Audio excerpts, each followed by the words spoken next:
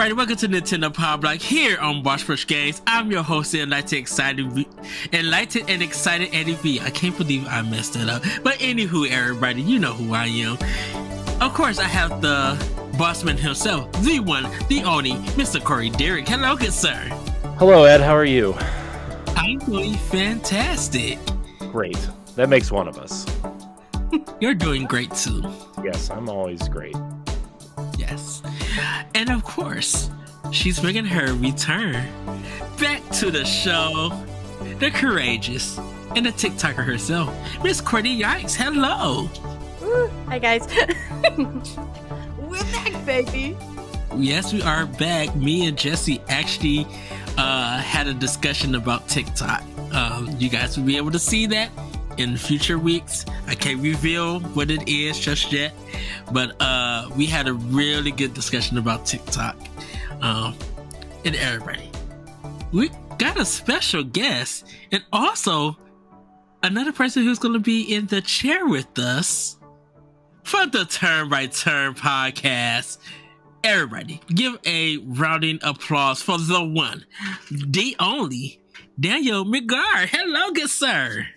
Hey, what's going on, everybody? Thank you for having me back. Yes, the Digimon master himself. Yes. Digimoner himself. Last time I was on your show, my internet crapped out, and I disappear throughout the episode. So my internet is now straightened out, and I'll probably only disappear a few times throughout this episode. Oh, but way less than last time.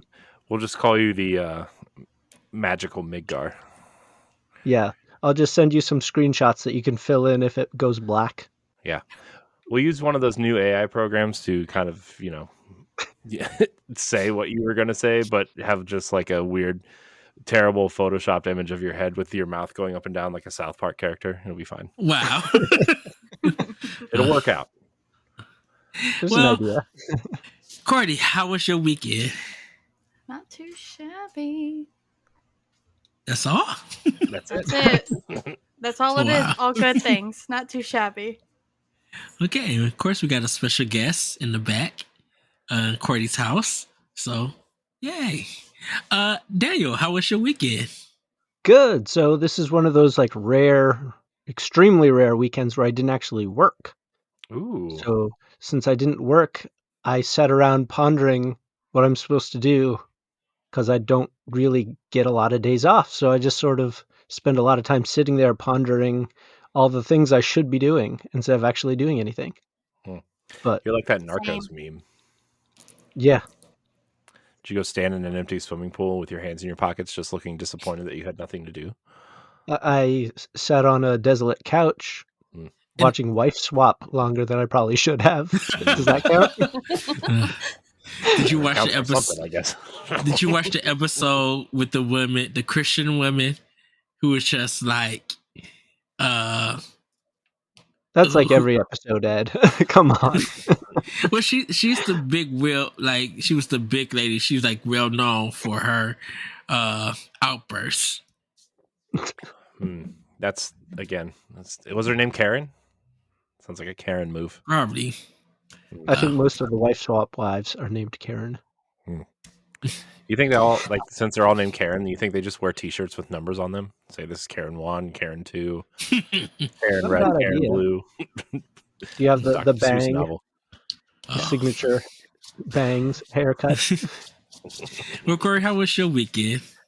It was all right. The kids have been sick off and on most of the week, so we kind of just did some things and hung out, and I sold a bunch of stuff because the original thought was to, hey, I'm going to sell a bunch of stuff so I can go to PAX, and then obviously that didn't happen, and so I've decided to sell a bunch of stuff to we're looking for a house, so some of that money is going to go towards stuff like a new couch, because a new house does not deserve a couch with kids' crayons and markers drawn all over it.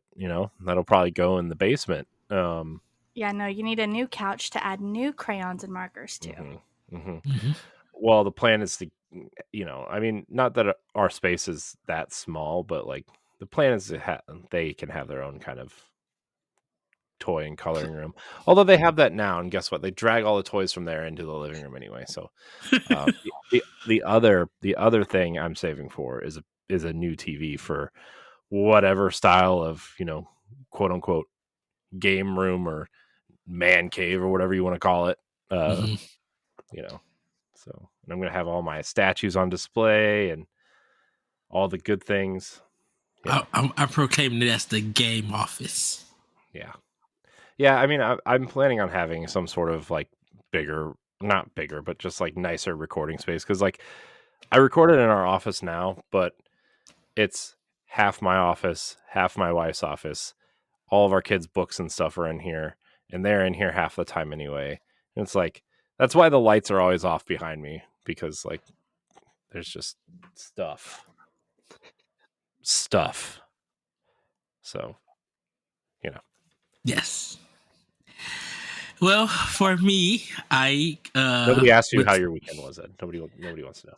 I went to the movies. The Studio Ghibli Fan Fest has started, and their first showing was My Neighbor Totoro, and it was the Japanese track that they showed, and it was so good just watching it.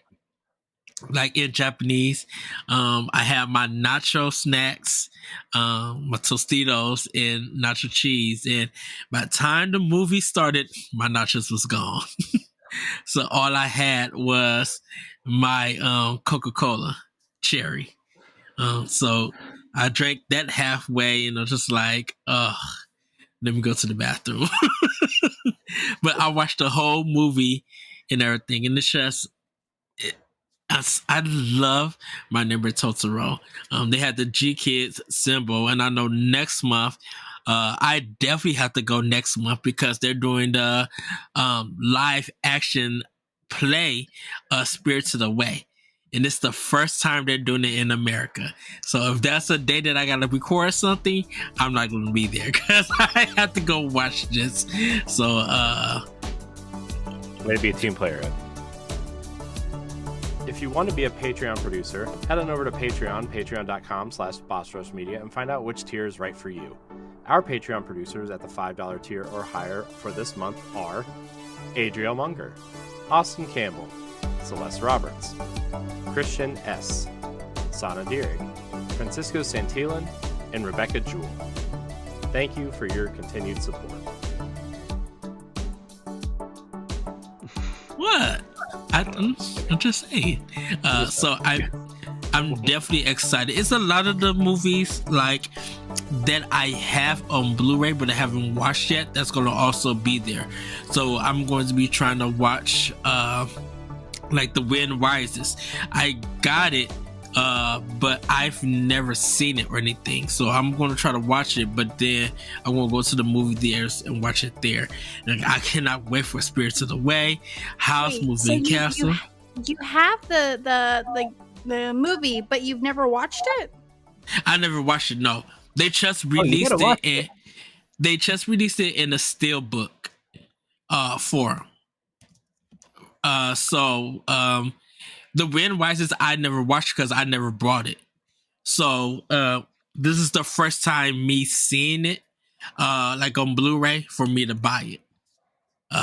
But since Studio Ghibli movies don't come to the movie theater, I love to go see them and watch them there and try to get that experience. So when that one comes, I definitely want to see it and everything. So that's for the next 10 months though. So I'm excited for that. So it's a live action stage play? For Spirits of the Way, yes. I have a ton of questions about how they would do that, but not the show for that. Well, they're gonna have two separate screenings for it, because two of them got two different leading actresses playing the main character. So that's why I'm excited to go see it, because I didn't even know they did a live performance of it. So I only just thought it was just the animated movie. So going to see that for the first time, I'm definitely excited to go see. And hopefully they release. I think hopefully after all of this is over with, the fan fest is over with, that they actually release the movie here in America. Because normally the fan fest starts like in the summer and like kind of ends in like October, but they did something very different. They like did I think because it's 10 years that they're celebrating Miyazaki. They decided to do 10 of his films. The only thing that they're not doing is Lupin the Third. So Why not? because Studio Ghibli didn't make it. It was Lame. it was his first their directorial debut, but it was for a different animated studio. So Seems like that one would be pretty important to his career, though. Yeah. Surprisingly, LeBron didn't even know that Miyazaki did Lupin the Third. He was like, "Wait, what?" I'm like, "Yeah." So that's my weekend, and definitely playing some games and relaxing, eating some good food, and I cannot wait for our next section, which you guys are ready. I guess so. All right, let's get into our next section. It's time for Snackendo! Daniel, what have you been snacking on? All right, so I've been trying to eat healthier, which has gone terribly so far. But Usually does. As always.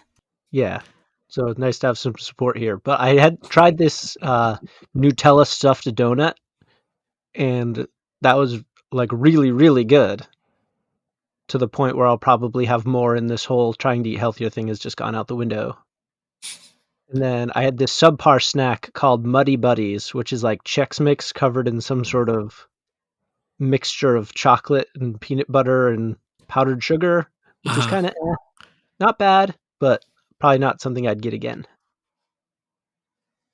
Fair. And then I'm not a big fan of like Chex Mix or like I think we used to call it something. This sounds pretty similar, but Puppy Chow, which is I think it's just like chocolatey Chex Mix basically, and just not a fan of that stuff. Well, it's just like you get through like the sweet, and there's like this weird corn textured thing under it. Yeah. So it's like just disappointment. Yeah. That'll happen, I guess. Disappointment. It's the story of my food life right now. Well, Corey, what have you been snacking on? Well, Ed, my wife used the air fryer tonight to make some wings, and they were pretty good, except we ran out of sauce, so we made our own. We had some just plain old buffalo sauce in the fridge, and so we took buffalo sauce and ranch and just whipped it up together, and then just made some buffalo ranch, and it was pretty good. Nice. I gotta tell you, man, I know some people roll their eyes when they hear the term air fryer, but man, air fryers are worth every penny. I love our air fryer. I know, I love it too. It saves so much time. Makes me feel like I'm mildly healthier. It's fantastic. Yeah, just a smidge. Yeah. I didn't feel as gross when I ate the wings tonight. It made me feel like I could eat more and not feel bad about myself. How many did you That's eat? even better. Well, there weren't really that many. They were like where the drumsticks and the wings are still attached, those types of wings. Okay. I don't really care for. But I don't know, the air fryer made them crispy and juicy, and they were still really good. And I had like 6 of them. So it's pretty good. They were pretty decent size and pretty meaty. I like a good meaty wing. And just to top it off, I had a salad. So I was like, whoa, you're having this terrible food for you. You might as well have a salad. What was in my salad, you ask? Croutons and ranch dressing. At least it was a salad. It was a salad. It counts. Right. By the way, side tangent. Courty and Daniel, you guys might be too young to remember this. Ed, remember the Real Men of Genius commercials, the Budweiser commercials? Yes. And the taco, they had taco salad, the taco salad inventor. Yeah. Oh my gosh, I saw that. It was like a 90s commercial, kids or something, Instagram reel or TikTok or something. And they posted a bunch of those commercials, and that was one of them. I was like, oh my gosh, it's so funny. A 2,000 calorie salad, but it's healthy because it's a salad. Right. Only add lettuce if there's a room. Oh, so good. It's a great commercial. I recommend looking up the Real Men of Genius 90s Budweiser commercials when you guys have time. Really good. Really funny. Anyways, I think I remember that. Reminded me of that. Well, Courty, what have you been snacking on? I guess not much besides my chicken sandwich that I just got. I did try this week this wonderful place called Shake Shack. Never had it before. Yeah. Oh boy, I didn't like it. It's Shocker. not that bad. The shakes are bomb. Shake Shack do got some I bomb didn't have shakes. the shake. I had like a double cheeseburger and like their chili cheese fries. Okay, their chili cheese fries are good. Did the burger have some seasoning? Because that's one of the problems with it. Shake Shack don't have no season I sometimes. don't know. They had their Shake Shack sauce on Okay. it. And it wasn't bad. Okay, that's good. Their burgers are good. They just feel wet. They're just there's a lot of grease in that thing. That's the best part. I'm fine with the grease. I think it's just sometimes like the meat don't taste seasoned. Like they just do the patty right on the cooker or pan and just cooked it, and that's it. I'm like, y'all not gonna season this? Y'all not gonna add no kind of flavor? Yeah, Not that's everything needs seasoning, Ed. the remaining. Are you sure, Corey? No. You know how much salt I put on everything? Mostly, to be fair, mostly because, and I realize I've added more salt to everything since I had COVID last year because I just can't taste anything correctly. Like nothing tastes. I just can't taste anything, and it's getting better, but it's still nothing tastes right. So I just add salt and pepper to everything, literally everything. I add salt and pepper to. It's like your backup taste sensor being like, oh crap, do I have COVID or is this? Let me just add a little bit more. Let me see if I can taste it at all. Yeah, it's just it's one of those things, but yeah. I do recommend getting one of their shakes, Courty, next time. If you do. Like, Which flavor should I get? I would Cookies probably I love banana. Banana's mine. But if they kind of Yeah. I love banana? I love banana milkshakes. Doesn't matter, Ed. It's not the first flavor you try. Yes, I do. You try the normal flavors first, and if the normal flavors are good, then you experiment. The number flavors would be just chocolate. Delicious. But I said for me, I was just like, I love banana milkshakes. So I was gonna recommend that. But if you just want like a basic taste, the chocolate ones are good. And if they have cookie and cream, you get that one too.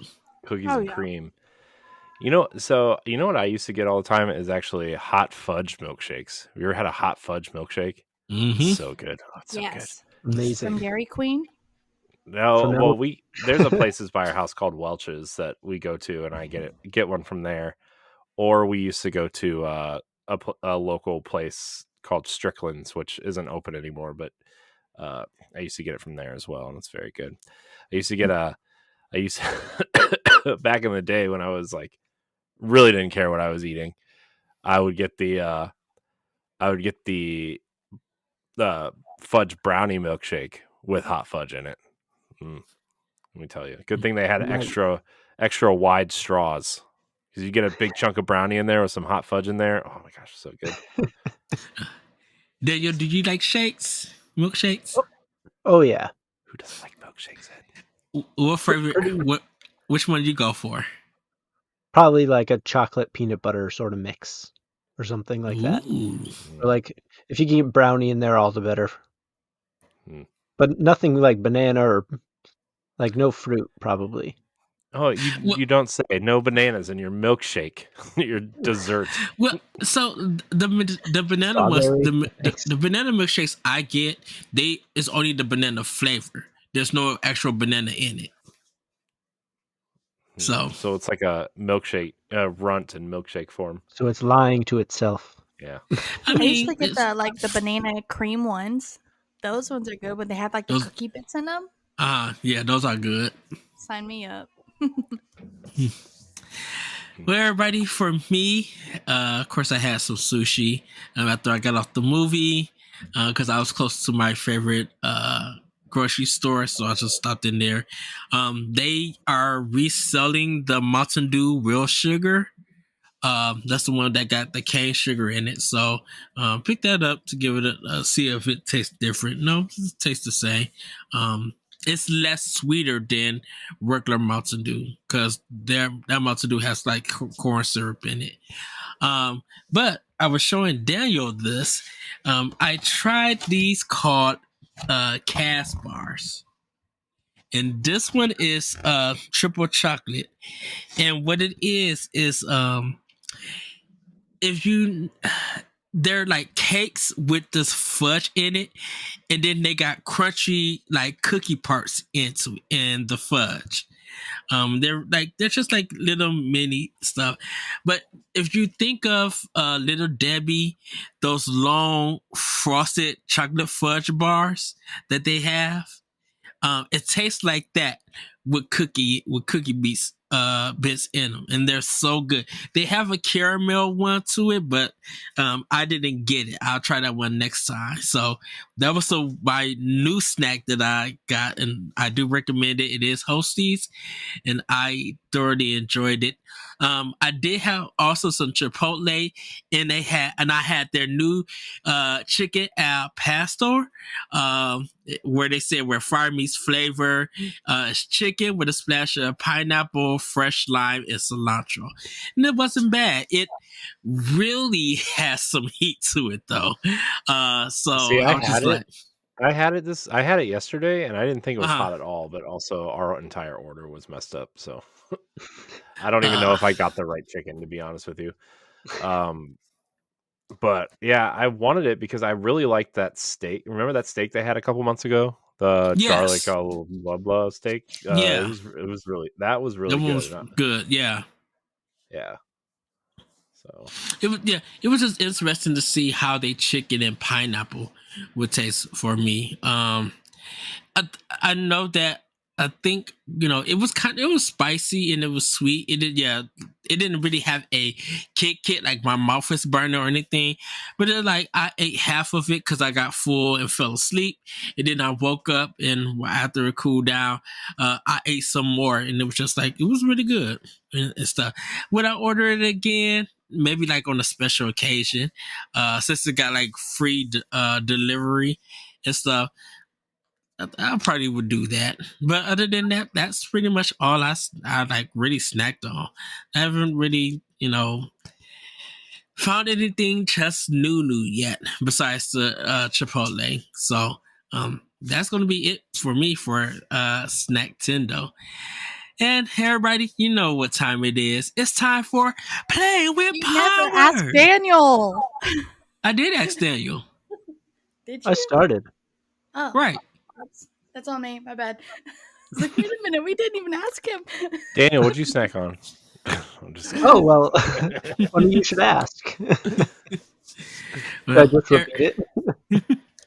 Everybody, now it's time for Play with Power. Corey, what have you been playing with Power? I've been playing Scramble to Get Stuff Done Simulator 2. Sounds awful. Yeah, it's not as good as the first one.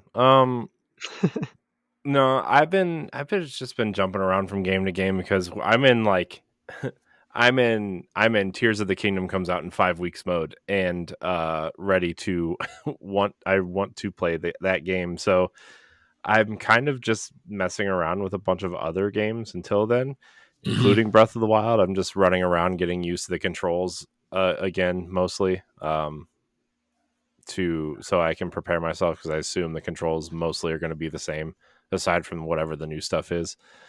So I'm trying to refamiliarize with myself with the world and the controls and the characters and everything, just to see, because the next in May, June, probably July are going to all be Zelda book clubs, I'm assuming. So I've been playing a lot of that. I've been playing.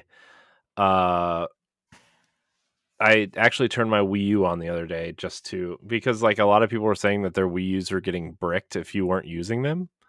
And I was like, well, I've had mine on quite a few times within the last couple of years, but let me turn it on just in case. And I played the opening of Wind Waker the other day. I was like, man, this game still good. Might play this after Tears of the Kingdom. Again, just because it's really good. Just, in case anybody didn't own a GameCube or a Wii U, shame on you if you didn't. Wind Waker. It's a gem. I also turned on Twilight Princess, and I'm still going to defend that game until I'm 6 feet under. So, love that game too. I do have to say, Wind Waker controls better than Twilight Princess, but I don't care. Okay. That's it, though. I don't really have... I mean, I also been playing a bunch of Destiny, but nobody wants to hear about that on this show, so... Courty, what have you been playing with Power?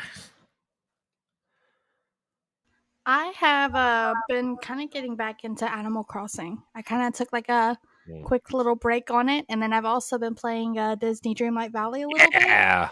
Just a little, not much. It will never take away Animal Crossing. And then I've also been playing Grand Theft Auto 5. Only because I know no that's only... sound effects, Ed. People are allowed to play games you don't like. Yeah. My brother's been, he's, I guess, lacking friends, per se. And he's all like, play online with me. And like, okay. And now it's kind of been fun. I'm kind of getting the adjust of the game. And I'm like, oh, okay. So this is cool. This is different. You're doing the online function. Yeah. It's the rated R version of Animal Crossing. Who's the Tom Nook of Grand Theft Auto? Yeah, right? Capitalist swine. I was not expecting an answer to that question. All right. But Daniel, what have you been playing with Power? So I've been kind of all over the board too, trying to decide what I want to fully commit to next. So I've been playing Wargroove a little bit, which is might be unfamiliar to a fair amount of people because it's a smaller game, I think. But it was on sale, so it seemed like a good time. It's a SRPG like Advanced Wars. Yeah. And it's they go really all out with like the character designs and everything. So that keeps it pretty fun, but the abilities of like your commander are pretty low key. So like it doesn't tend to factor too much into your map battles. But the designs are so cool that I just find myself continuing to play, despite it being a very like mid experience where it's very stable. It never like peaks or valleys. It's just fine. But I'm enjoying it because of all the designs and the characters and the weird lore and stuff. And then the other thing that I tried, and I did not get very far because the pace of it was like suffocating me because I like faster paced things, was I tried the Bayonetta Origins demo. And it is slow. I don't know if it's like a full visual novel game or not. Played for about an hour, and I only got through like a little bit. And it's even like set up like a book where like as you like read through the text, like pages are flipping. So not really my speed, but I've been trying to expand my games beyond sword wielding children who lose their parents and have to fight dragons as a result games. So it was a nice thing to try, but definitely not really up my alley. It improves as you go along. I think they just wanted people to get the basics of it. With you playing as Bayonetta and her treasure cat and everything. So I can understand the slower pace to it. But it is a fun game. I will say. I know I need to get back to it because I only did the demo. And I was excited to play the game, but some other things came up like Octopath Traveler 2 and everything. I'm trying to like really work through that game and everything. What did you think of the music, though? The music, I actually didn't have the volume on. So I think I probably just stabbed you in the heart, and I apologize. But I did think the art style was incredibly cool. Yeah, the art style was really great. I know you might not go back to it, but like even if you just cut on the demo and just like put on the headphones to hear the music, I think you would definitely really appreciate it. It's so good, and I think what I love about the music is that it really has a Nintendo feel over than what Platinum is usually known for with their music. Yeah, I'd probably go back since you're telling me that it picks up a little. That might be like the kick in the pants to go back and try it. But like when like it looks like she's running, but like you're moving very slowly. Like yeah, almost like it's like a frame rate issue or something where you like don't know if you're like if it's stalling or that's just like the way it is. It was so just very odd. So she's moving that way because she's a kid. So they did it because it wouldn't make sense of her being fast, like being fast and stuff, because it's not really a stylish action game. It's kind of just like a platform puzzle action game, kind of. And I think it was meant to be a little bit more easier and relaxing for those who are not used to the fast-paced action. So it's really a more Nintendo style game, design game, than it is like a Platinum design game in a sense. But the music is really, really good. And I feel like that's something that you'll definitely appreciate. It might be one of those things where my fiance is not a huge gamer, but like might be willing to do something more stylized like that. So it might be like one of those things where I'm like, hey, play this, and I'll kind of sit here and watch you kind of things. Yeah. I think she'll definitely get into it because it's not that hard to challenge you and stuff, but it looks quite fun. So, for me, everybody, play more Octopath Traveler. I am on Timnos story because I finished one story that like almost kicked my tail, but I was able to make it through. This one, I got to the boss, and it does she does a second transformation and everything, and I find out her story. And I thought that they gave her an attack for her to kill my whole party. And so my whole party straight up died.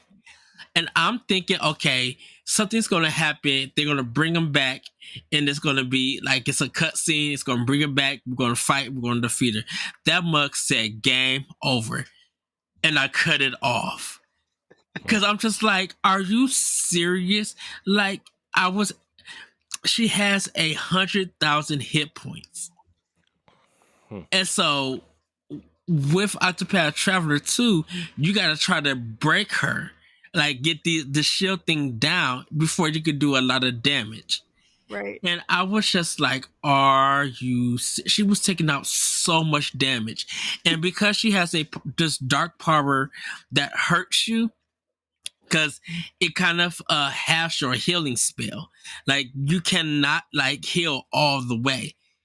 So if you was doing like 1,200 hit points for your whole team, you will only get 600 back. I'm like, are you serious? And it's just like, but my characters they're overpowered. They got some great weapons. They got some great equipment.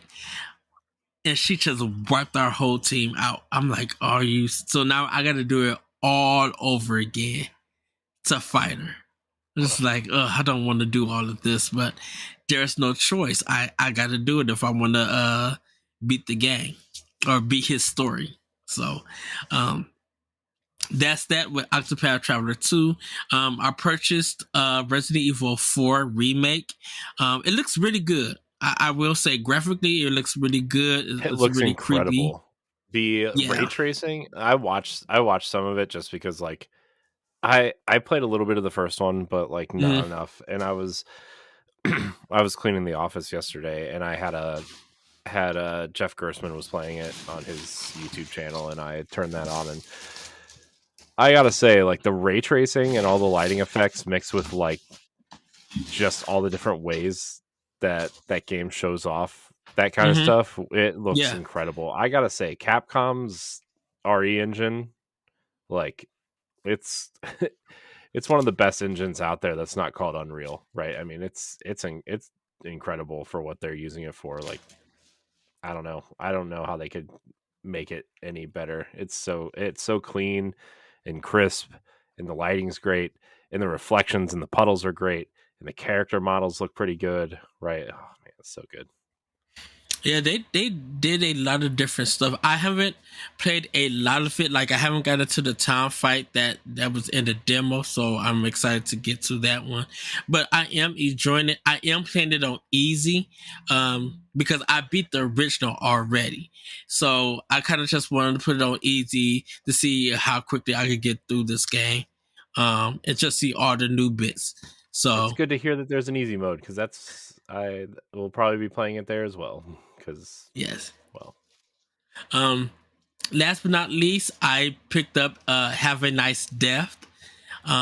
This is the Very good roguelike action game where you play as Death and you're trying to go on vacation. Really fun. It takes a while to learn control wise, because with something like that, I kept thinking this game doesn't let you double jump, and I need double, because I love, if I'm doing platforming games and they offer me double jump and air dashing, that literally is my dodge mechanic for a lot of stuff. To jump out the way and then dash. But it's kind of cool. I am enjoying it. It is funny and endless writing. I died once already and got sent to the back from the beginning. I just gotta now play some more and fight some different bosses and stuff like that. But it is a good game. It really is. I'm gonna see if I could get through the game in like one run. I'll be excited if I could achieve that. But yeah, Have a Nice Death. It is good. I did have a technical issue. It was kind of like going to this next section and the frame rate dropped drastically. But then when it picked up, it was smooth and everything. So I don't know if that was a bug or anything, because it didn't do that when I started the game or something. It just kind of happened on the second run that I was doing. So pretty much that's all I've been playing. There were some games that I did buy on Series X, but that's for another day. I'm still waiting for Hogwarts and Dead Space to drop in price for a sale, and I'll pick them up. I know Target got a buy one get one half off for their games, but I could wait for those two. I'm not in such a hurry. Did you see that Hogwarts Legacy seemingly has already outsold Elden Ring? Wow. Really? Yeah. That's interesting.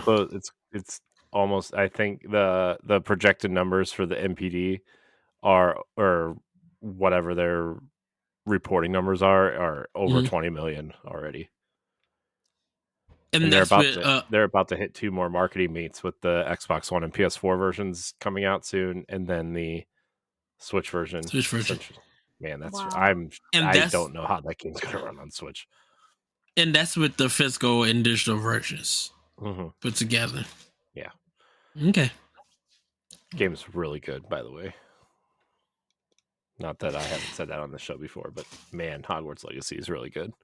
I mean, people were playing it and showing it off, so I think now some people are in the completion mode right here and getting a platinum in a full achievement list. I have to say, a lot of the extra stuff gets pretty samey, and there's a lot of collectibles and side content in that game that just, I don't know, it kind of feels, okay, I've done this before, I think it's time to finish the game and move on. But for completionists and stuff, that stuff's, there's a lot of things there for people to continue the game. I finished it in 30 something hours. So, and I did a lot of the side stuff. So, I heard 100% completion's more around like 70 hours, but You think you're gonna do that? No. I don't have a life where I'm able to do that. Challenge accepted. This is your 2023 goal. No. Pass. No, I would have to have 0 children and 0 wives and 0 responsibilities to even think about doing that. So, it'd be great though if I could do that. Not having kids and a wife. I meant not. It'd be great if I could do that. Had time to do that. Anyways, continue. Get me out of this rabbit hole before I dig myself further. Well, everybody, it's time for Family News. Corey, take it away. Okay, Family News, everybody. Our first story comes from Nintendo Life. Lego 2K Drive is coming to Nintendo Switch along with real money microtransactions and a possible crossover with other IP. It is priced at $59.99 and will release on May 19th. Lego 2K Drive is the first partnership from their deal in 2022. If you guys remember, WB is no longer the exclusive rights holder to Lego. Lego is branching out. Visual Concepts is developing the game, and many wonder if it'll hold up well to the 60 million selling Mario Kart 8. Who's wondering that, Ed?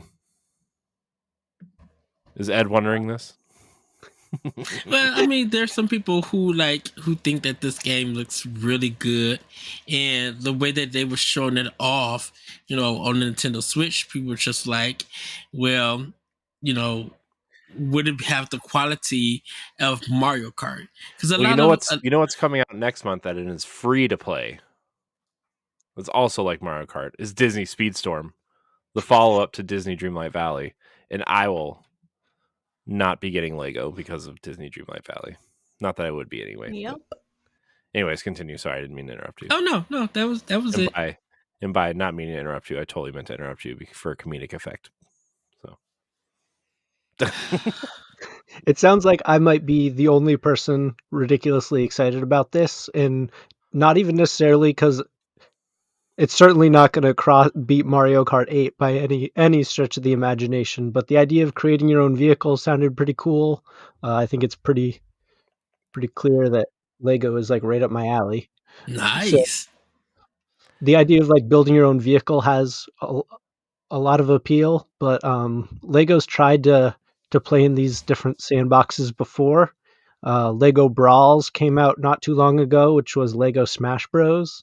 And I think that flamed out pretty hard. So I can't imagine this doing ridiculously well, because I don't think the Lego games tend to be like these like mammoth cash cows. But yeah, I think definitely not what they used to be. Definitely not. Does anyone remember that Lego Skyward Skylander game that they did with like Batman? The Dimensions, Lego Dimensions. Yeah, it was like Disney Infinity and stuff where you bought the characters and you could play them in the game. Yeah. Yep, there was that. There was there's a Lego version of Minecraft out there that Lego Worlds, I think is what it's called. So they try really hard to get into other spaces, and it's usually feels like a half effort in a lot of ways. This looks like it could be pretty cool. Definitely not Mario Kart 8 cool, but I think it has some pretty good potential here. To be fair, Mario Kart 8 is an amazing game. That game is incredible. Mm-hmm. I almost kind of want Lego to pass it just because that would be such a fascinating thing to talk about. Yeah, I mean, it theoretically has the potential to, because it's on 7 platforms instead of 1 or 2, I guess technically. But it'll be on mobile. Lego will put it literally everywhere. Yeah. Surprisingly, it's going to only be on Switch, PS4, and PS5. Xbox is not getting it. What? That's not true. Mm-hmm. Really? Yep. I looked it up on Nintendo Life, and they said when it gave the release date, they said... Well, that's funny, because Pure Xbox has an article that says Lego 2K Drive license service includes real money transactions on Xbox. Yeah, I saw that too when I was looking it up. Really? Wrong. Nintendo Life must have forgot there because they had. Oh wow. Nintendo Life just showed PS4, PS5. They didn't show series. They didn't show nothing for Xbox or even PC. That's because they don't like Xbox. They're just trying to like hide him and be like, oh, he doesn't even exist. Well, to be fair, I guess, like Nintendo Life and Push Square and Pure Xbox they're all owned by the same company, but Nintendo Life and Push Square are way bigger than Pure Xbox, and Pure Xbox wasn't even around for like 5 years. And so like they just rebooted it with the launch of the Series X because they thought, it would become bigger with the launch of a new console. And I mean, I guess you got to have all three to seem like an unbiased kind of site. Mm-hmm. But yeah, I think I don't know. I think sometimes there's so much cross. And PlayStation's obviously feels like the bigger brand, especially from a European audience standpoint, because that's where these websites are based out of. And I don't know. I feel like there's a lot of neglect towards Xbox. I was like, I was playing around the other day. Side tangent, everybody. Roll up your sleeves, strap in. We're going in. Ooh, I was like, muscle. I was designing a logo for a new Xbox podcast, which I have no plans of launching because I don't think enough people are covering Xbox in a way that is serviceable to Xbox fans. I think a lot of people are covering Xbox in a way that like sometimes there's a negative light on it, or Xbox has no games, and that's been the narrative, and it just feels like a real negative conversation around Xbox, and a lot of the times kind of rightly so, right? Because like I think Xbox has done a lot of good things, but they're just really struggling to get the games out, and having that message kind of go their way. And I know a lot of people are complaining about their $1 subscription trial going away, which I roll hard back of the head. Whatever, you can't just have a $1 subscription and expect Game Pass to survive. But that's another story for another day. And I think there needs to be some positivity around Xbox in a lot of ways, and I just don't think anybody's really seeing the forest through the trees a lot of the time. And everybody's so focused on Xbox isn't getting games out, and are they going to pass this deal? And I don't know. I was designing. This is why you should get your own Xbox podcast and go, hey, everybody, this is how cool Xbox is, and here's all the updates, because that's what we do. Well, we used to have one. We were doing an Xbox podcast for a long time. It's just our schedules got so busy, and Jesse took some time off, and we just couldn't fill the void with it. And we used to record it in this time slot actually on Sunday nights, and it's something I would absolutely love to get back to, especially since over the last few years I've become more of an Xbox primarily Xbox player. Wow, English hard. And it's something I would really love to get back to at some point, but we just have so much going on now, and like I'm struggling to find time to record everything that we're already recording, let alone adding that to a show, unless it was like a half-hour solo thing that I did, but it's when it's time, we'll bring it back. It's just right now it's not it, but someday. But I really want to do one again. I really miss it a lot of the time. So, but and also like last time I was hosting it, I had to leave this show for a while to host it, which also killed me. So, balance, everybody. Anyways, Lego 2K Drive seems cool. I hope people who get it enjoy it.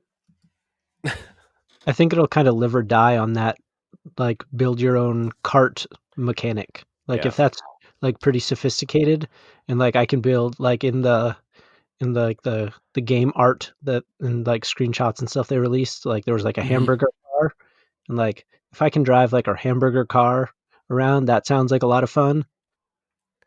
You think people are going to try to build a lot of licensed vehicles and share them? Because like I think that's the thing too, is like you're going to have to be able to share these vehicles too, right? Yeah, I would think that would be a pretty key mechanic. Yeah. You would think so, but then you get someone like Nintendo who makes a game literally about building levels and doesn't give you a good way to share them. Mario Maker. So I think it'll live and die on that, since that's like the one unique thing it offers to other racing things. Mm-hmm. Mm-hmm. I think it needs to be cross-play too, and cross save, cross-play, cross-share, everything. Like, you got to get the whole Lego community involved to make this work too. Yep, definitely. Probably hype it on Lego Masters or something. Yeah. Now, you know what would be cool? Hear me out, guys. They make a whole line of car-based Legos surrounding this game, and then you could use the cars that you build in the game. Yeah, if they could cross over with like stud.io, where you, like the Lego Builder program, like if you could cross that into the game, yeah, that would be awesome. I mean, I'm sure they did not invest enough effort to do that, but the idea is cool. I know they already have a car line for Legos. Yep, they have like a couple different car lines. There's I think they actually just released like a Fast and the Furious like tribute car set not too long ago. Nice. So I'd buy that Nissan, whatever that thing is he drives in the second movie. The silver I think one it was where he drives on the Honda side. Civic. That'd be cool. Did you say a black Civic? Just a tricked out Honda Civic. Wow. But it was a joke. I can't remember what kind of car it was. Does it come with a DVD player? I think it comes with Paul Walker. Oh man, good times.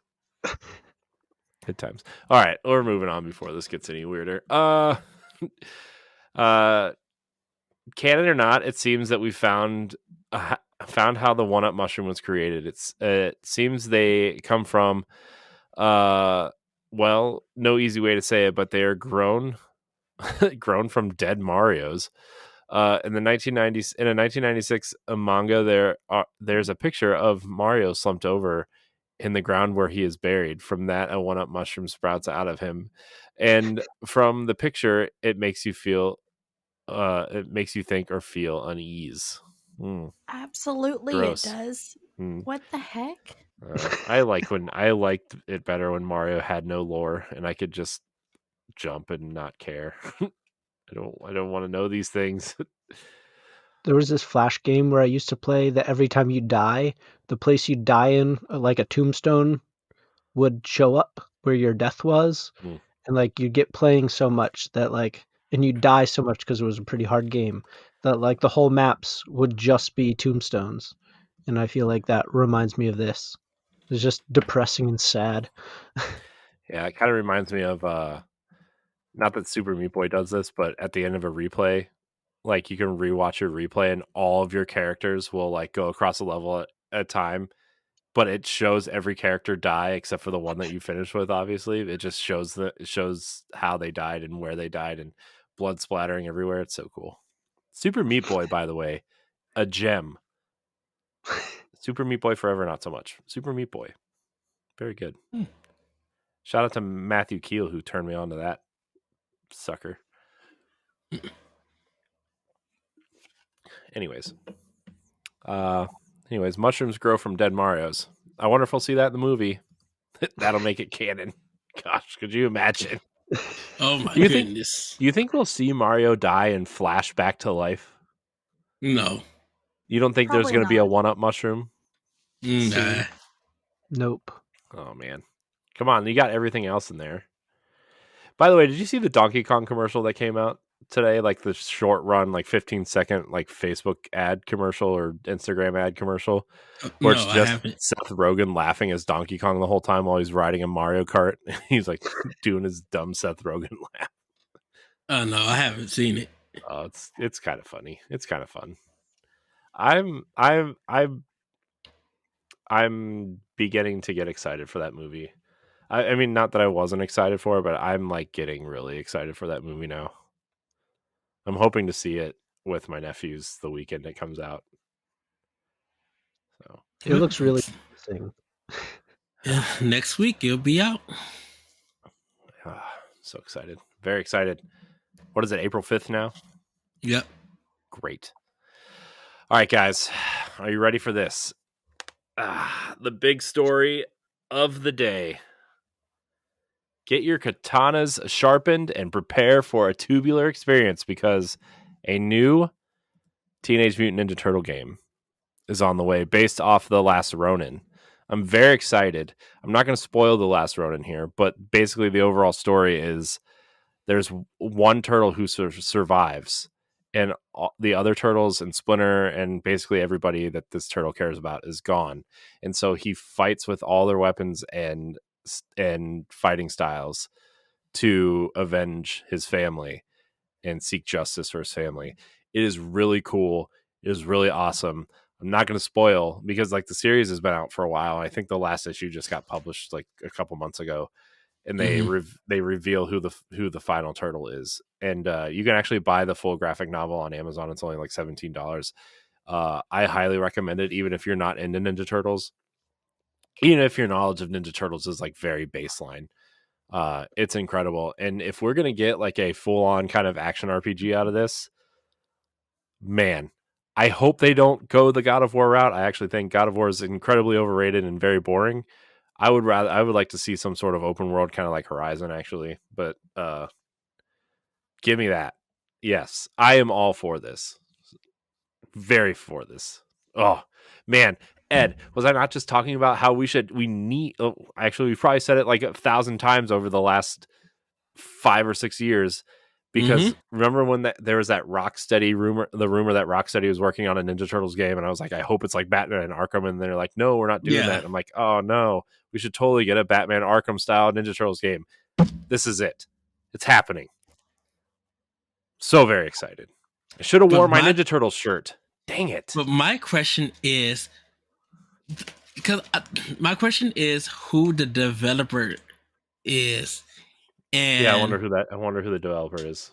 Will they do this game justice? Because it's not coming out for a few years. No, we're actually getting a AAA Ninja Turtles game this year. Supposedly, that's the word on the street, as the kids say. But my question is this: does this have anything to do with Nickelodeon? Yeah, well, Nickelodeon owns Turtles, so I'm assuming.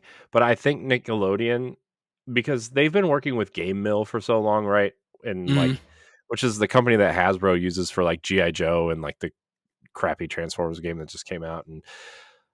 And you know, I think Nickelodeon, is taking more of what Disney's been doing with Marvel and Star Wars and their kind of Disney stuff, right? Where like, I think they're going to start going to developers that have a decent, you know, whatever, and decent pedigree, and saying, hey, make this game for us. And I think Ninja Turtles is obviously one of Nickelodeon's biggest IP at the moment. Do they also own the comics?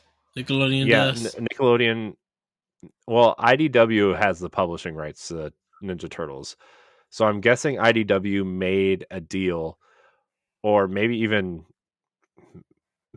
Kevin Eastman made a deal, because I think he still has some sort of ownership over the Turtles. One of them pieced out a long time ago because they got in an argument about the cartoon and merchandising and everything. If you want to know the whole story, there's actually a really great Netflix documentary called The Toys That Made Us, and there's a whole Ninja Turtles episode. I would watch that. It's 45 minutes long. It's incredibly detailed in 45 minutes, and it tells basically how they used to fight. And this was the Last Ronin was actually the first comic book they wrote together since that kind of initial run that they were a part of during like the height of Ninja Turtles in the 80s and 90s. And this was the first time they actually got back together to write a graphic novel. And I wonder if IDW or Kevin Eastman actually like are in charge somehow, but I think this is going to be a Nickelodeon product regardless. Because I feel like this game is going to be dark. Oh, like yeah, it's going to have it ill-rated. It has to be. If it's not at least teen rated, they're screwing up, and I think it has to have an M rating, because the comic book has like a 13 plus rating on it. Yeah, So- because I feel like Nickelodeon wouldn't do anything teen or M-rated. So I don't know. I feel like they're open to it. Dude, they had freaking Ren and Stimpy on TV for a decade. You think they're really not going to... But I'm talking about for games. Well, I think this game needs to be M-rated and super dark and super awesome. I'm so excited for this. If it's not at least a 7 and good and playable, I'm going to be disappointed. Like, to be honest with you, I'm not expecting a 10 out of 10, right? But if it's not at least like a 7, I'm going to be pretty disappointed. I think it would be fun if it was more like a 90s themed, kind of era when they had like all their like pretty much almost live action that they did. Yeah. That would be fun. I'd take that. We need a game based off the 1990 Ninja Turtles movie. That's what we need. We need more of that, please. Should be more of that. Chop, chop. More pizza and wine. God, that was the second movie, okay? Oh my gosh, that's like a big joke between us. Because like the second movie opens with like a shot of New York City, and then it just has like, I don't know, the montage is probably like 10 minutes long of just random people eating pizza, like these cops who arrested somebody and they're all eating pizza, and these kids over here eating pizza. And there's one scene where a guy in like a tuxedo and a lady in a really nice dress are like sitting on the stoop next to the river eating pizza. I'm like, this is like out of place. Your clothes look not man. And then that second movie, why? The more I think about that second movie, the more I don't understand why people like that movie more than the first one. I love that one. I think it's because it's like, I love the first one. I think the second one is like the fights are better. And then, you got the ninja rap and stuff. Well, yeah, because you had a budget. Yeah. Man. Ninja Turtles 1, still the highest grossing independent movie of all time. Fun fact. Also, the last movie Jim Henson worked on before he died. Rip. Anyways, anybody excited for Ninja Turtles? I am. That movie looks good too. I'm excited for it. I think I can't wait to see more. Hopefully it shows something at E3 of next year, like some concept art or something. Yeah, I mean, this was just during like a Paramount earnings call, so I'm like, who knows how far into development this is, right? Yeah. Who knows? Paramount. As long as they don't make it like the Halo TV show, then Which I need to start watching. I know, I haven't watched it yet. I'm so scared too. Everybody has made the Master Cheeks joke so many times that I'm just like so scared to watch it. Man, I'd be interested to try this. I haven't played a Ninja Turtles game since maybe like Sega, so it's been a long time. Hyperstone Heist? Hyperstone Heist, best Ninja Turtles game. Yes, I believe so. Oh, I'm surprised you didn't get the Turtles collection. Yeah, not yet. I don't tend to be a huge turtle fan in general. I don't like hate them. They're just not normally something I follow along too closely with. But something like this that's more stylized is something I would definitely be willing to try. Okay. Yeah, they did come out and say that they are drawing inspiration from the new God of War games, which is like, as a single player experience, as long as I don't have some like creepy kid following me around, I'd be okay with. I just, So, all right. Well, that's it for Family News, everybody. We're going to go into Pack Watch. This is the segment where we tell you all the games that are coming out in the near and not too distant future. On 3:30, we have Dredge. Captain your fish trawler. Oh my gosh, fishing trawler to explore a collection of remote isles and their surrounding depths to see what lies below. Sell your catch to locals and complete quests to learn more about each area's troubled past. Outfit your boat with better equipment to trawl deep sea trenches and navigate to far off lands, but keep an eye on the time. You might not like what you find in the dark. Ooh, gross. It's getting a lot of good reviews, and someone said it's literally for them. It's on their list of Game of the Year nomination. How can it be on your Game of the Year if it's not out yet? I think they probably got like an early review copy. The review that I read had like at the very bottom, like the pros and the cons are listed, and like one of the pros was like it's actually scary, and then like the next pro on the list was like it's always fun when random tentacles show up, and I was thinking like how is that fun? But the style and the graphic style of it looked really cool, but I'm not sure this is one I'd probably run out and try. I don't do scary games. If it's scary, you can count me out. I'm shocked that I'm playing Resident Evil 4. But that's because I didn't know they're going to change so much. And I know that the Resident Evil 4 is not that scary. But now it's scary, apparently. So, Assault Suit Vulcan also comes out on the 30th. The definitive Super Nintendo mecha game. Assault Suits Vulcan is a mecha shoot 'em up released by Masaya in 1992.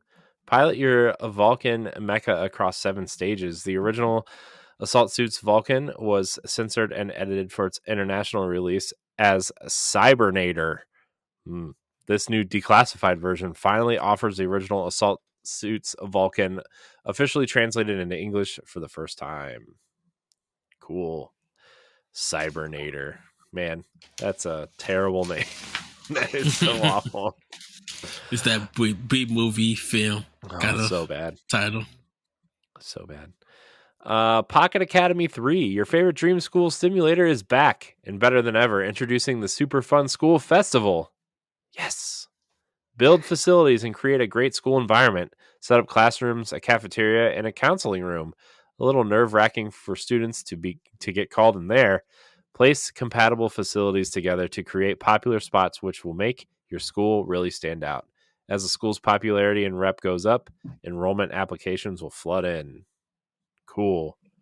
Sounds like a campus, 2-point campus a little bit. Like Roller Coaster Tycoon, but it's a school. Yeah. Man, Roller Coaster Tycoon. Where's Roller Coaster Tycoon Classic for Switch? You release 3, and you release that abomination called Adventures. Where's the first one? I was surprised it was Pocket Academy 3 because I had never heard of this until today. So you should hurry up and play the prequels. I guess so. Like I can't play 3. I'm not going to know what's going on. I know. How are you going to know? What if Dave the Builder, the consistent guy throughout the games, has like he broke his arm and now his protege is coming up through the ranks? You don't know. No, so many narrative threads I'm not going to have any clue about.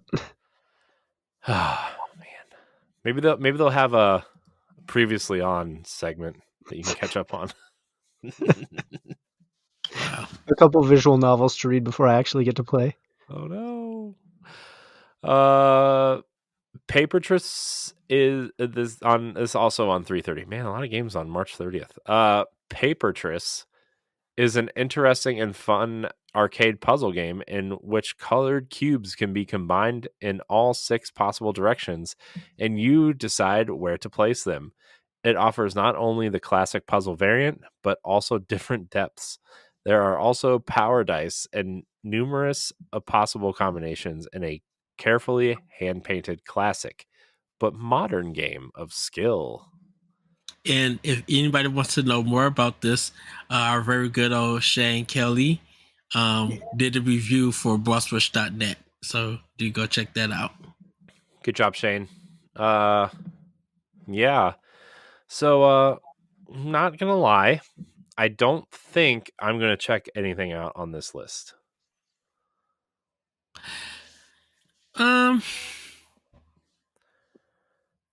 Yeah, So nothing really wowable.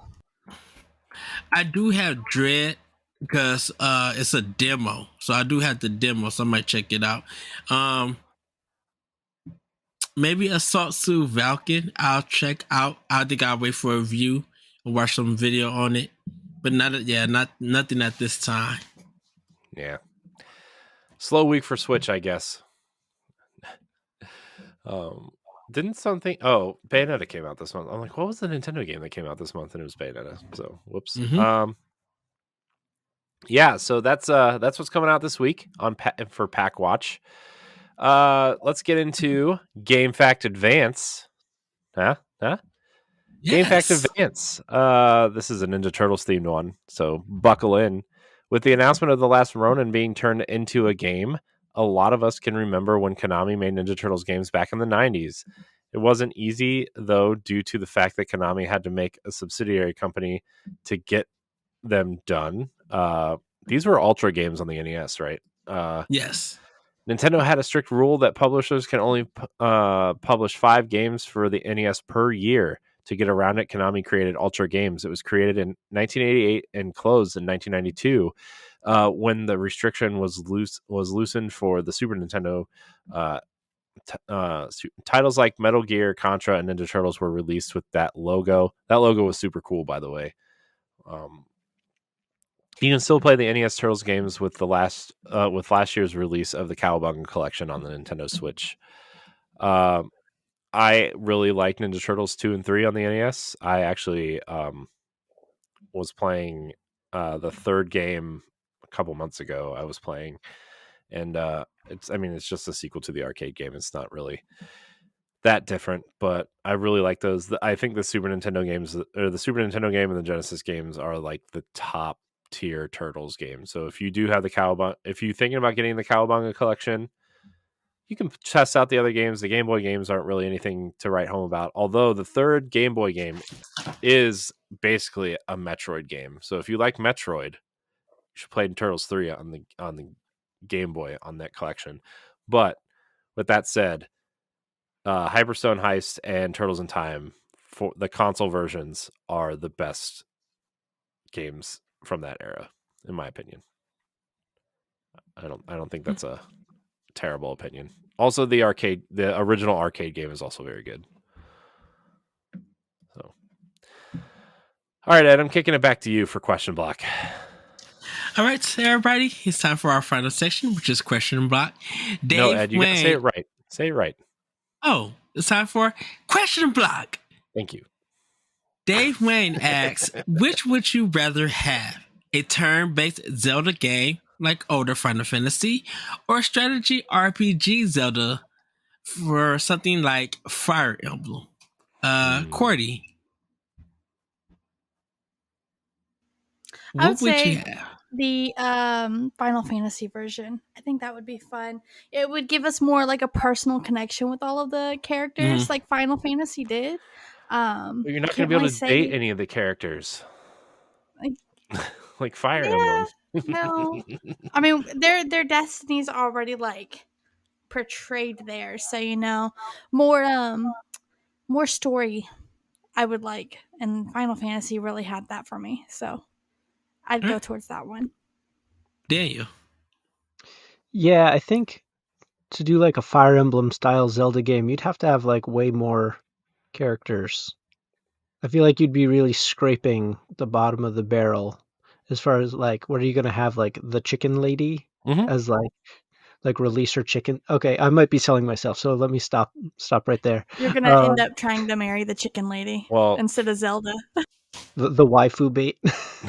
You know what you could do, though? You could do a Hyrule Warrior situation where you just pull a bunch of different characters from different timelines and different series in.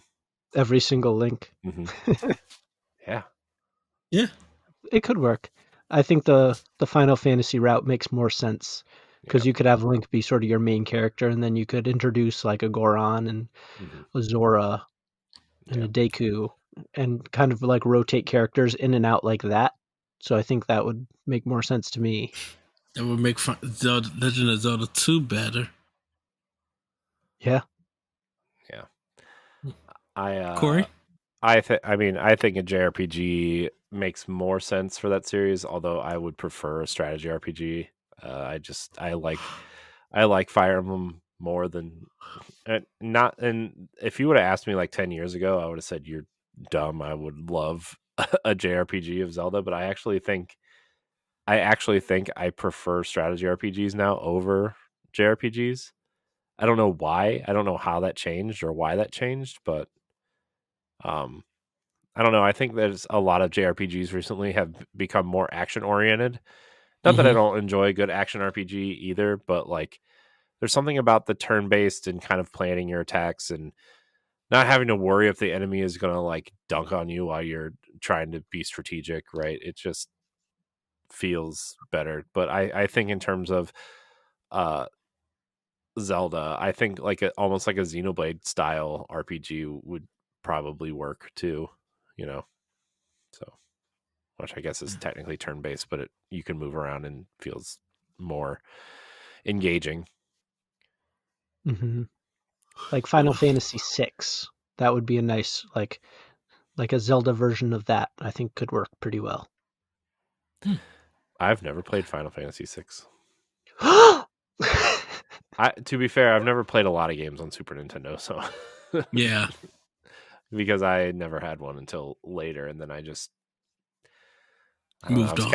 I was captured by the Nintendo 64 and the GameCube that I was just like, I'm not going back to 2D games. Gross, flat pixels. So I want geometry. Geometry. Yeah. As Shovel Knight becomes one of my favorite games of all time. Wow. You know. Well, for me, I'm going to go for the turn-based Zelda game. My reasons is, I just don't think there's enough characters to do like a Fire Emblem style, and then trying to move Link around, knowing good or well he has limited range to move. Man, that doesn't sit right with me. So, yeah, that's that answer. So we're going to move on. And Stephanie asks, do you think we'll see more Zelda amiibo reprints for Tears of the Kingdom? Which ones do you want to see reprinted? Daniel, I'm going to start with you. So I actually don't have any amiibos. So might not be the best person to start with. Having listened to your show before, there's like a Link Wolf amiibo that seems pretty popular that everybody wants. Is that about right? Yeah, it's the one from Twilight Princess. Try buying it. Try buying it on eBay right now. Did you know that Twilight Princess HD is going for like $120 on Wii U right now? Not surprised. The Fire Emblem Wii game is like $180, and then like the GameCube half of Radiance like $300. Yeah. So like I totally believe it. I'm surprised it's not more. To be honest. So I don't want to get into that story again, but I remember where you used to be able to walk into any GameStop and they would have Fire Emblem for $24.99 for GameCube. You could just walk in and buy it and be like, that's how I bought my copy. And then, well, things happened. Sadness happened. Corey, what about you? Me? Yes. I think they should all be reprinted. Because I know those, especially like the 30th anniversary ones, were so short printed when they came out. Like I have most of them. I have the one that I actually just pre-ordered the Majora's Mask and the Twilight Princess one because I didn't have those. The only one now that I'm missing, I think, is the Skyward Sword one, which I'm expecting Target because I think that was the Target exclusive one. And by the way, they're all retail exclusive again, so good luck. So I mean, Skyward Sword is the one that I need, but I would like all of them to get reprinted because they all do unique things, and they all give you like the outfits from those games, right? And the kind of items. I think when you scan the Majora's Mask one, you actually get Majora's Mask to wear, which is cool. The Wolf Link amiibo is actually really cool because the wolf actually helps you in the game. Like he'll like flank enemies for you. He'll go grab items and equipment for you if you tell him to. Like it's actually a very beneficial part of the game, and actually how I played Breath of the Wild entirely. And I know if you buy it now, it's only a 3-heart amiibo, but like if you played Twilight Princess HD and you did the 50 floor dungeon, you could level that thing up to 20 hearts and that was incredible. That was an incredible experience to have a partner like that in that game, especially in some of the tougher, bigger battles, especially like when a Lionel was coming up on you and you could scan that amiibo in and it would distract the Lionel while you kind of like attacked it from the side, and you could only scan it once a day. So like if it died or whatever, if it lost all of its heart, it was cool because actually when it lost all of its hearts, it actually got sucked back up into like a Twilight Realm kind of animation, which was super cool. So I'd like to see that reprinted as well, because that's actually a very beneficial, serviceable part of Breath of the Wild, and I hope that they are able to do that in Tears of the Kingdom also. Like I hope when you scan that thing in, that dog comes running out and you get to pet it and it does things for you. Please, Nintendo, please let Wolf Link be that was such an essential part of Breath of the Wild for me. Especially because like Twilight Princess, like before Breath of the Wild, was my favorite Zelda game, and like just having that little connection there too made it really cool. All right, Courty. I am on the same page with him on them getting the Wolf Link one back. I think that one would be good. Also, I think it would be kind of cool to have the Ocarina of Time one, just to have the tunes if you wanted it. Mm-hmm. But yeah, those two would be like the only two really that I'd want back or reprinted. You know what I am excited for, Ed? By the way, sorry, I didn't mean to interrupt.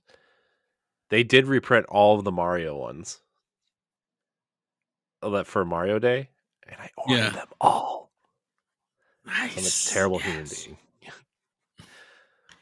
Well, I know for me, I want the Guardian amiibo, because I never got to get that last one. Even though I sold it at my job, they all sold out. They only sent us like 2 of them. And then when we had a Black Friday, they sent 4 of them, and those all sold out too. So I want a Guardian amiibo of it. I would be shocked if they didn't reprint at least the Breath of the Wild ones. That's what I'm thinking. So. Well, our final question comes from Safi. She asks, what do you think the biggest mistake Nintendo did as a brand, and what could they do to rectify it now, if anything? And I am going to say the biggest mistake that they did was doing the Virtual Boy. Like, I think that one was definitely a big mistake. I think they did rectify it with the new 3DS, doing 3D without the glasses. But like right now, I think with the technology of VR, I think they could bring it back. Just not do the red and black visuals for it. And they could make it wireless. So that's my answer. Corey? I mean, I think their biggest mistake is still ongoing, which is their online infrastructure. I think that thing is terrible. It's been terrible since the GameCube. I think what they need to do is really kind of fix their online infrastructure, and hopefully like with whatever comes after the Switch will be something that's worth using, like an Xbox Live account, right? Where like and we won't know if your Nintendo Switch Online account is that until the next system, right? Like we just don't know. I mean, we assume that the Nintendo ID thing that they've been doing will keep your purchases and keep your information, and you can move all this stuff forward. And like I just feel like their online stuff has been so bad, and you're seeing that now where that one YouTuber literally bought everything on the Wii U eShop for $22,000. It was like 1.1 terabytes of data. If you include all of the games and DLC, he went through and bought it all. It's a YouTube channel, a YouTube video, and he has a channel that can do that kind of thing. But like, the fact that you have to do that to get just to play the Wii U games that are stuck on there now, like after, I mean, by the time this episode goes live, Wii U eShop's gone and the 3DS eShop's gone. So you better update your consoles tonight right? I mean, get everything else you want to get, but it's cool though because he actually donated. He actually bought a used Wii U and downloaded everything to a 2 terabyte hard drive, and donated it to the video game museum and preservation, and that way there's at least one copy of all these games out there for preservation. And I thought that was a really nice and cool thing to do, because that's the big thing now is video game preservation. And I think the company that does it best is Xbox, which is arguably the company that doesn't need to do it as much as someone like PlayStation and Nintendo. Not to say that people aren't nostalgic for Xbox games, but I just feel like the history of Nintendo and PlayStation and all the companies and games that surround those systems are much more important to the history of gaming, especially in the 90s and 80s, right? Xbox didn't come around until 2001, and Halo and Fable and stuff like that are really important too in their own right, but a lot of these things just aren't available now, and the fact that Xbox does it best is kind of eye-opening to a lot of gamers, as an Xbox fan myself. I don't know, I think it's weird that the possibility of the next Nintendo console not being backwards compatible or system linked, or your account system not being linked to all your Nintendo consoles, is going to be a big blow to Nintendo from multiple standpoints, and they need to figure that out. All right. Courty. I didn't really have any problems with Nintendo, I guess, because I'm still a baby into Nintendo. But I would say the idea of them pushing the Wii U as soon as they did, I feel that's their own fault, because everyone was still into the Wii, and they didn't even give the Wii U a chance to really be there, because I didn't even play it. I was oh, that's something I want to play, and then all of a sudden it was up and it was gone. So I feel that's 4.5 years. One of their things. Yeah, it's man, the Wii U is I hate that controller, but that whole console and the library and everything that system offers was I still feel in the grand scheme of things, the Wii U, up until the Switch, but I mean the Switch is such a different beast, but I still think the Wii U is Nintendo's best console besides the Switch, obviously. But I mean, you see some of the best selling games on the Switch are Wii U ports. So what does that tell you? They are. Yeah. I think something like 6 out of the top 10 best selling Wii U games or Switch games were on the Wii U. So yeah, I feel they should have just kind of played the waiting game before they upgraded to the next console. I felt they should have just took the time to really hey, this is something that we're really proud of, instead of, oh, we did it, let's go jump into something else. Slow down, enjoy this, because now we're in a console that's almost about to be grandfathered in, and they haven't really talked much about the next console, so it's there's all those years they've wasted, and they could have just made this the thing. Yeah, to be fair though, Nintendo doesn't really need a new console in terms of the business side of things. I think the Switch is still doing monster numbers. Would I like a new Nintendo console? I would like an upgraded Switch is what I would. I don't think Nintendo needs a new console. I think they just need to make the Switch more powerful and have some sort of storage capacity on it. I think that's really all they need. I think the Switch is the best thing Nintendo has done, and I can't imagine something better at this point. What do you even do? Right. No, but that's not part of this conversation. I just What about you, Daniel? You have the final say. I basically agree with Corey that the online stuff is so bizarre. If I want to play a game with someone online and I want to actually talk to them while I do it, I have to basically open Discord and talk to them through Discord or on the phone or something, and that's just so bizarre to me. Yes. That's what I want to do when I'm playing games, is talk on the phone. I know. Oh, You having a good time? I sure am. yep. Mm. And like with Lego 2K Racer coming out, like they got to get this straightened out. Like I have races to win against my friends that I'm not going to be able to effectively play or smack talk with. Yeah. Man, Nintendo. They're so great at so many things, and then they're so bad at so many other things. And you're just like, what are you doing? It's like, can we balance it out a little bit? Right. Well, everybody, that's going to be it for Nintendo Pow Block. Thank you, Corey. Thank you, Daniel. Thank you, Courty. Everybody, have a great week. Have a great weekend. And we'll see you next time on Nintendo Pow Block. Bye, everybody. Woohoo! Woohoo! Bye.